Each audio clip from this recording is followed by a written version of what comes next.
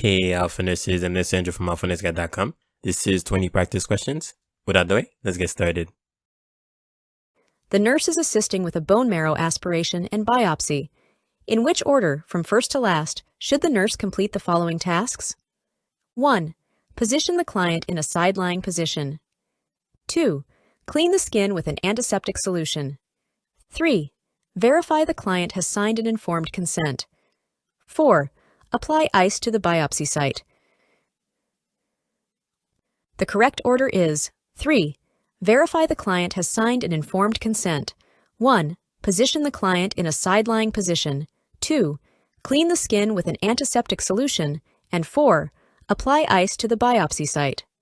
First, the nurse must verify that the client has voluntarily signed a consent form before the procedure begins, and check that the client understands the procedure. The nurse then positions the client in a side-lying or lateral decubitus, position with the affected side up. Then the nurse should clean the skin site and surrounding area with an antiseptic solution, such as betadine, before the healthcare provider numbs the site and collects the specimen. When the procedure is finished, the nurse must apply ice to the biopsy site to reduce pain. A client with iron deficiency anemia is refusing to take the prescribed oral iron medication because the medication is causing nausea. The nurse should do which of the following? Select all that apply. 1. Suggest that the client use ginger when taking the medication. 2. Ask the client what is causing the nausea. 3. Tell the client to use stool softeners to minimize constipation. 4. Offer to administer the medication by an intramuscular injection. 5. Suggest that the client take the iron with orange juice. The correct answers are 1. Suggest that the client use ginger when taking the medication. 2. Ask the client what is causing the nausea. And 5. Suggest that the client take the iron with orange juice. Nausea and vomiting are common adverse effects of oral iron preparations. The nurse should first ask the client why the client does not want to take the oral medication, and then suggest ways to decrease the nausea and vomiting. Ginger may help minimize the nausea, and the client can try this remedy and evaluate its effectiveness. Iron should be taken on an empty stomach, but can be taken with orange juice. The client can evaluate if this helps the nausea. Stool softeners should not be used in clients with iron deficiency anemia. Instead, constipation can be prevented by following a high-fiber diet. Administering iron intramuscularly is done only if other approaches are not effective. A client had a mastectomy followed by chemotherapy 6 months ago. She reports that she is now unable to concentrate at her card game, and it seems harder and harder to finish her errands because of exhaustion. Based on this information, the nurse should suggest that the client do which of the following? 1. Take frequent naps. 2. Limit activities. 3. Increase fluid intake. 4. Avoid contact with others.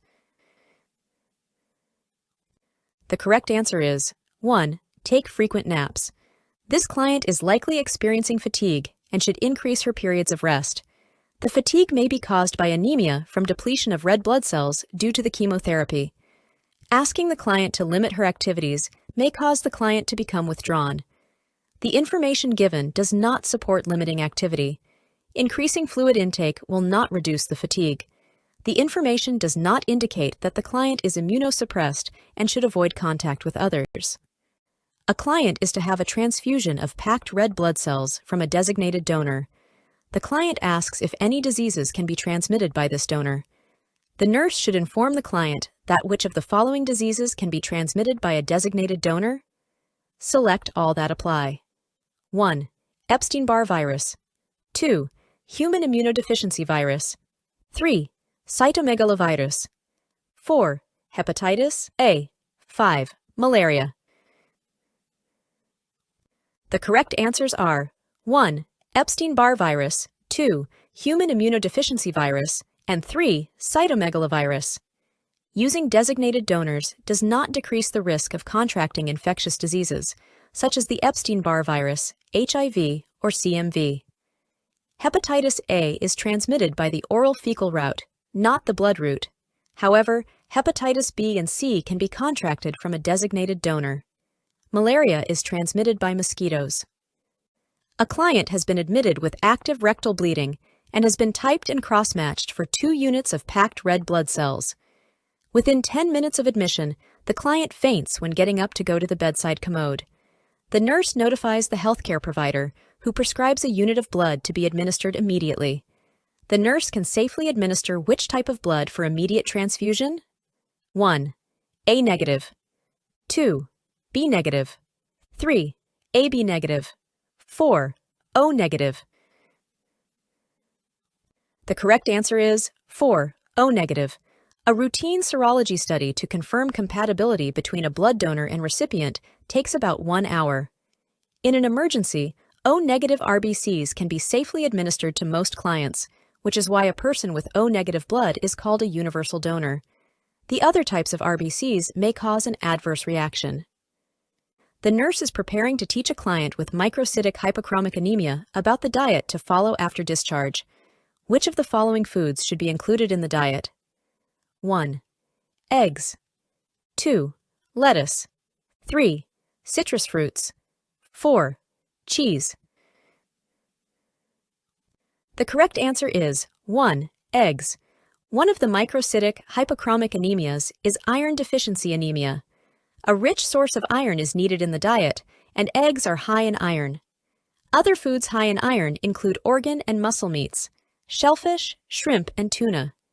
Enriched, whole grain, and fortified cereals and breads, legumes, nuts, dried fruits and beans, oatmeal, and sweet potatoes. Dark green, leafy vegetables and citrus fruits are good sources of vitamin C. Cheese is a good source of calcium. The nurse should instruct the client to eat which of the following foods to obtain the best supply of vitamin B12? 1. Whole grains. 2. Green leafy vegetables. 3. Meats and dairy products. 4. Broccoli and Brussels sprouts. The correct answer is 3. Meats and dairy products. Good sources of vitamin B12 include meats and dairy products. Whole grains are a good source of thiamine. Green leafy vegetables are good sources of niacin, folate, and carotenoids, which are precursors of vitamin A.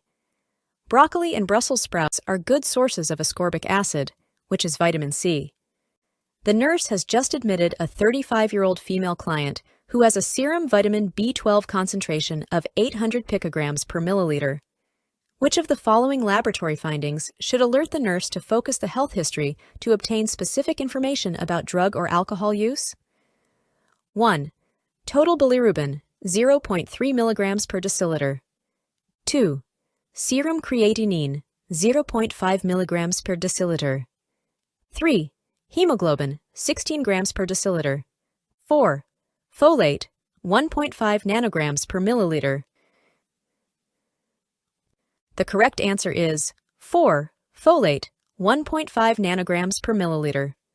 Normal range of folic acid is 1.8 to 9 nanograms per milliliter, and normal range of vitamin B12 is 200 to 900 picograms per milliliter.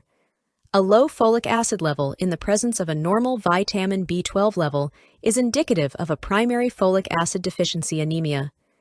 Factors that affect the absorption of folic acid are drugs such as methotrexate, oral contraceptives, anti-seizure drugs, and alcohol. The total bilirubin, serum creatinine, and hemoglobin values are within normal limits. Which of the following lab values should the nurse report to the healthcare provider when the client has anemia? 1. Schilling test result, elevated. 2. Intrinsic factor, absent. 3. Sedimentation rate, 16 millimeters per hour. 4. Red blood cells within normal range. The correct answer is 2. Intrinsic factor, absent. The defining characteristic of pernicious anemia, a megaloblastic anemia, is lack of the intrinsic factor, which results from atrophy of the stomach wall. Without the intrinsic factor, vitamin B12 cannot be absorbed in the small intestine, and folic acid needs vitamin B12 for deoxyribonucleic acid synthesis of RBCs. The gastric analysis is done to determine the primary cause of the anemia. An elevated excretion of the injected radioactive vitamin B12 which is protocol for the first and second stages of the Schilling test, indicates that the client has the intrinsic factor and can absorb vitamin B12 in the intestinal tract. A sedimentation rate of 16 millimeters per hour is normal for both men and women and is a non-specific test to detect the presence of inflammation. It is not specific to anemias. An RBC value within the normal range does not indicate an anemia. The nurse devises a teaching plan for the client with aplastic anemia. Which of the following is the most important concept to teach for health promotion and maintenance? 1. Eat animal protein and dark green, leafy vegetables every day. 2. Avoid exposure to others with acute infections. 3. Practice yoga and meditation to decrease stress and anxiety. 4. Get 8 hours of sleep at night and take naps during the day. The correct answer is 2. Avoid exposure to others with acute infections. Clients with aplastic anemia are severely immunocompromised and at risk for infection and possible death related to bone marrow suppression and pancytopenia. Strict aseptic technique and reverse isolation are important measures to prevent infection. Although diet, reduced stress, and rest are valued in supporting health, the potentially fatal consequence of an acute infection places it as a priority for teaching the client about health maintenance. Animal meat and dark green leafy vegetables, good sources of vitamin B12 and folic acid, should be included in the daily diet. Yoga and meditation are good complementary therapies to reduce stress. 8 hours of rest and naps are good for spacing and pacing activity and rest. A client had a resection of the terminal ileum 3 years ago.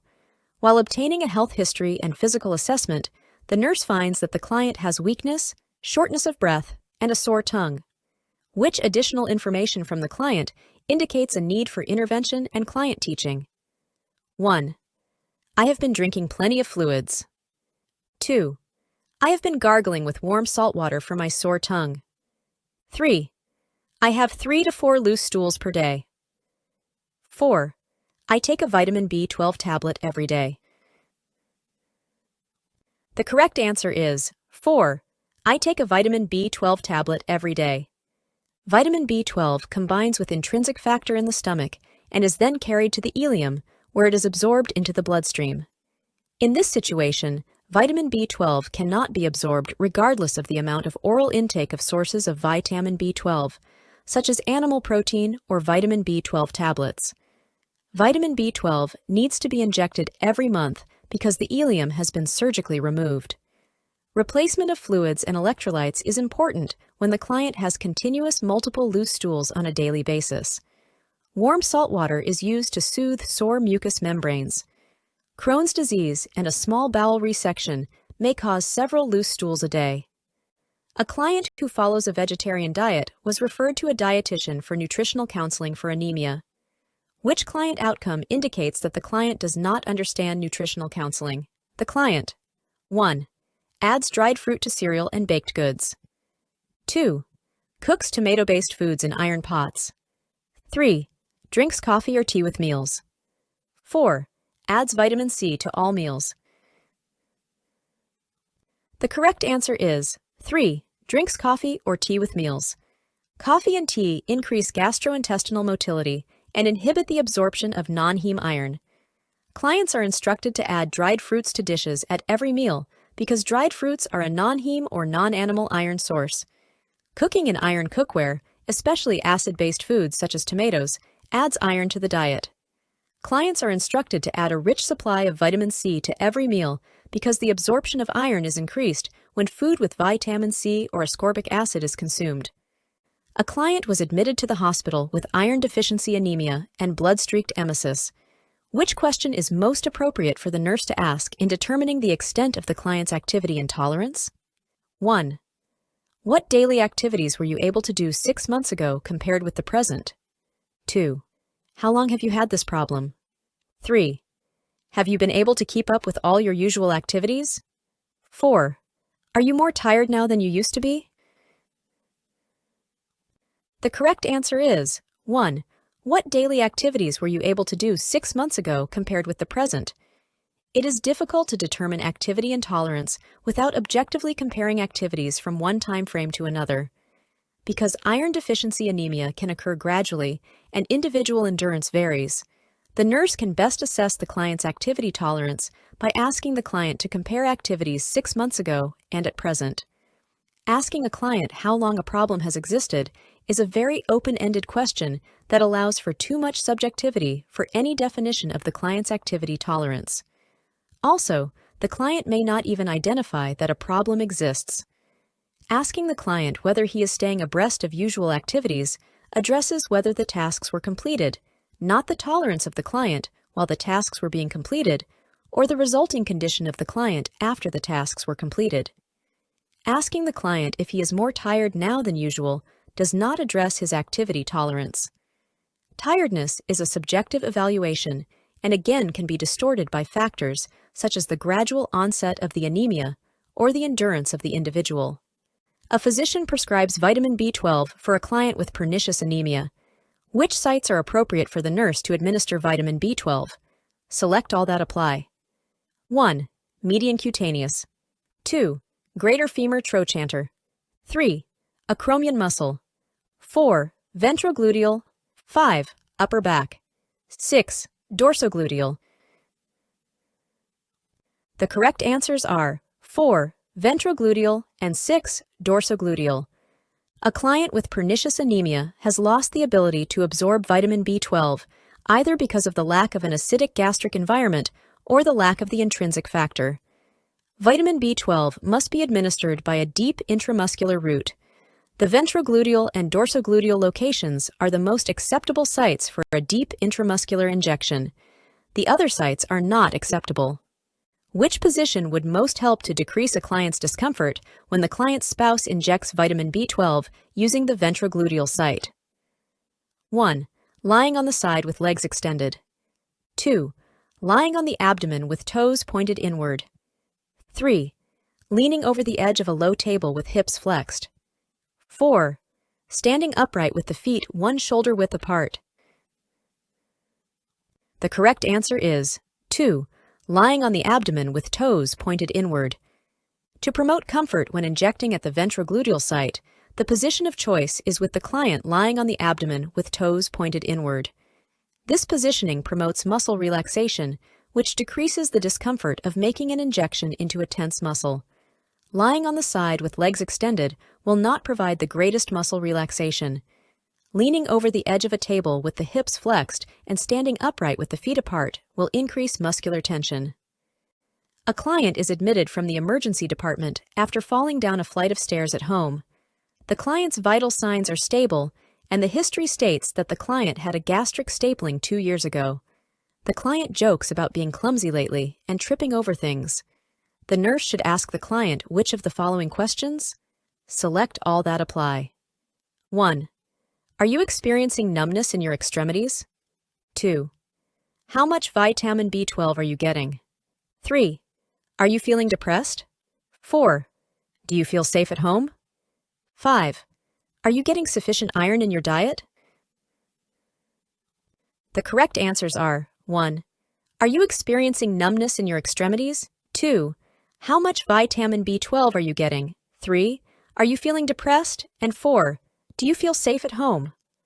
The nurse should ask the client about symptoms related to pernicious anemia because the client had the stomach stapled 2 years ago and shows no history of supplemental vitamin B12. Numbness and tingling relate to a loss of intrinsic factor from the gastric stapling. Intrinsic factor is necessary for absorption of vitamin B12. The nurse should suspect pernicious anemia if the client is not taking supplemental vitamin B12. Other signs and symptoms of pernicious anemia include cognitive problems and depression. The nurse also should ask about the client's support at home in case the fall was not an accident. Pernicious anemia is not related to dietary intake of iron. A client has fatigue, temperature of 37.5 degrees Celsius, dark bronze skin, and dark urine. Hemoglobin is 9 grams per deciliter, hematocrit is 49, and red blood cells are 2.75 million per microliter. What should the nurse do first? 1. Initiate an intake and output record. 2. Place the client on bed rest. 3. Place the client on contact isolation. 4. Keep the client out of sunlight.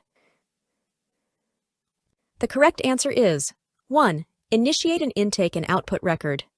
The nurse should prepare to start an intake and output record because the client is exhibiting clinical manifestations of anemia with jaundice and is demonstrating a fluid imbalance.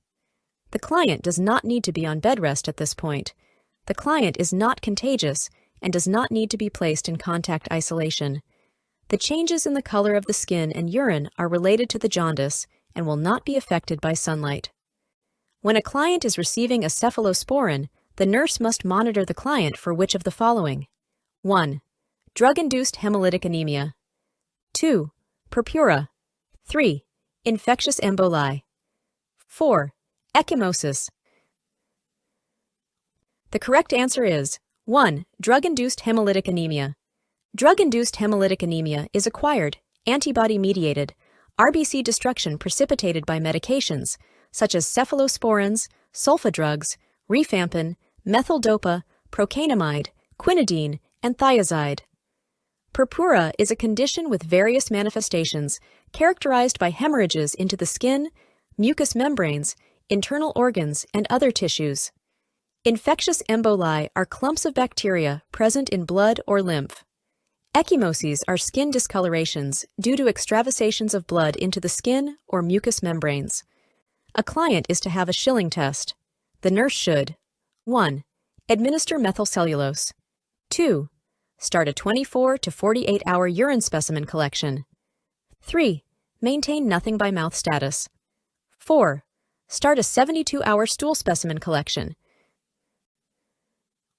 The correct answer is 2. Start a 24 to 48-hour urine specimen collection.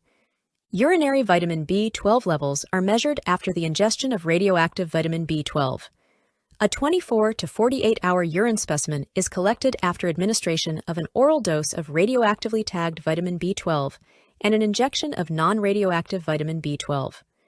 In a healthy state of absorption, excess vitamin B12 is excreted in the urine. In a malabsorptive state, or when the intrinsic factor is missing, vitamin B12 is excreted in the feces. Methylcellulose is a bulk-forming agent. Laxatives interfere with the absorption of vitamin B12. The client is NPO 8 to 12 hours before the test, but is not NPO during the test. A stool collection is not a part of the Schilling test. If stool contaminates the urine collection, the results will be altered. A client from a Mediterranean country is admitted with thalassemia, jaundice, splenomegaly, and hepatomegaly. Which of the following should be the primary focus of nursing care for this client? 1. Providing activities of daily living on the time schedule of the client's homeland. 2. Offering foods that the client enjoys in order to increase the intake of calories. 3. Decreasing cardiac demands by promoting rest. 4. Listening to concerns about the hospitalization. The correct answer is 3. Decreasing cardiac demands by promoting rest. This client has clinical manifestations of thalassemia major, a disease found in descendants from the Mediterranean Sea area whose mother and father both possess a gene for thalassemia. The severe hemolytic anemia causes sequestration of red blood cells in the spleen and liver, which leads to engorgement of the organs and chronic bone marrow hyperplasia. Rest will decrease the demands on the heart due to the diminished hemoglobin level, a physiologic concern. The nurse should follow the time schedule of the area in which the client is now living. The nurse can help the client prescribe preferred foods and listen to concerns, but the main priority is to decrease oxygen demands. You can get my NCLEX course review. Links will be in the description. I'll see you guys in the next video.